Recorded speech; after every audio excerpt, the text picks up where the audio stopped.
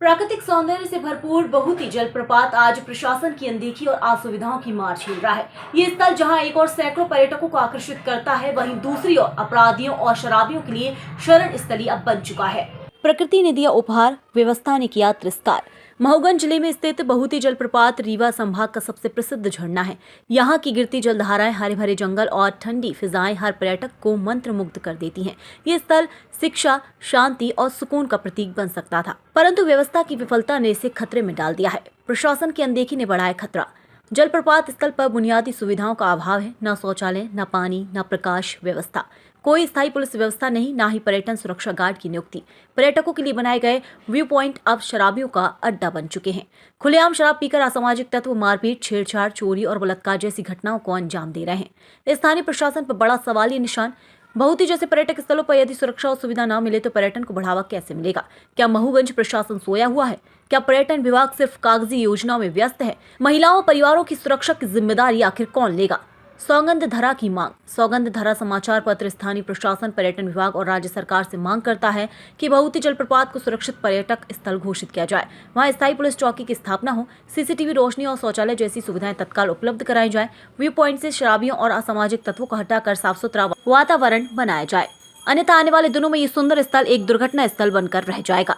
देखिए ground report सौगंधधरा के महोगंज bureau head Sukhwant Mishra के साथ, जब प्रकृति रो पड़ी व्यवस्था की लापरवाही पर। नमस्कार, आप देख रहे हैं सौगंधधरा की न्यूज और मैं हूं सुखवंत मिश्रा।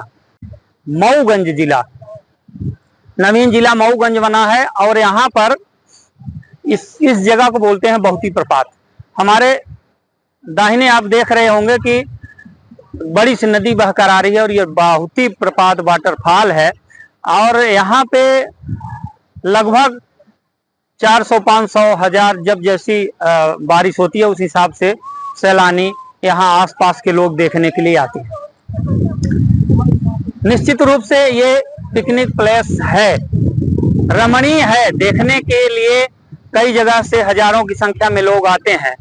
लेकिन हम सुरक्षा व्यवस्था को लेके, जो यहाँ की सुरक्षा व्यवस्था सरकार के द्वारा की जानी चाहिए, इतने लोग यहाँ पर आते हैं, सुरक्षा व्यवस्था कैसी की जाती है इन लोगों के लिए हम आपको दिखाएंगे, अपने विजुअल में भी दिखाएंगे और अपने पीछे भी दिखाएंगे। ये देखिए, थोड़ा सा अपने सहयोगी कहूंगा कि उधर दिखाएं, वो जो रेलिंग लगी है उसको, रेलिंग को लांघ करके सरकार द्वारा व्यवस्था बनाई गई है कि रेलिंग के बाहर से देखें, और लेकिन यहाँ रेलिंग को लांघ करके अपनी जान में जोखिम डाल करके ये मेरे पीछे किस तरह के लोग सेल्फी ले रहे हैं। जब कोई बड़ी घटना दुर्घटना हो जाएगी तब क्या प्रशासन जागेगा? क्या बड़ी दुर्घटना होने का प्रशासन इंतजार कर रहा है? हालांकि मऊगंज कलेक्टर और एसपी इस मामले में बहुत संवेदनशील हैं। उन्होंने अभी कुछ दिन पहले हॉट स्पॉट जो है उनका निरीक्षण किया है, लेकिन शायद इसका भी किए होंगे। लेकिन आज अभी 6 बज रहे हैं, यहाँ पर सुरक्षा व्यवस्था के नाम पर कोई भी पुलिस का जवान नहीं दिख रहा है, ना ही किसी विभाग के अधिकारी दिख रहे हैं कि इनको थोड़ा सा कह दें कि पीछे से लो।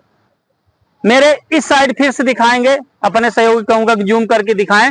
देखिए, अपनी जान में जोखिम डाल करके किस तरह वो लड़के वहां पे बैठे हैं जहां से बिल्कुल धारा आ रही है और कभी भी पानी बढ़ सकता है। और ऐसी कई बार घटनाएं हुई हैं जो जिनकी मौत हो गई है।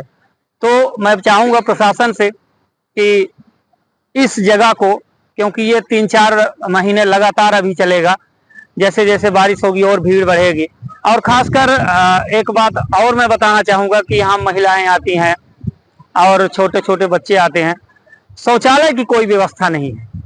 सबसे बड़ी बात यह है कि जब इतनी बड़ी संख्या में भीड़ यहाँ होती है, लोग आते हैं, तो अगर ये ग्राम पंचायत के अंदर में है तो ग्राम पंचायत के कर्मचारी जो उनके विभाग हैं उनको ये व्यवस्था करना चाहिए, लेकिन यहाँ पे कोई ऐसी व्यवस्था नहीं की गई है।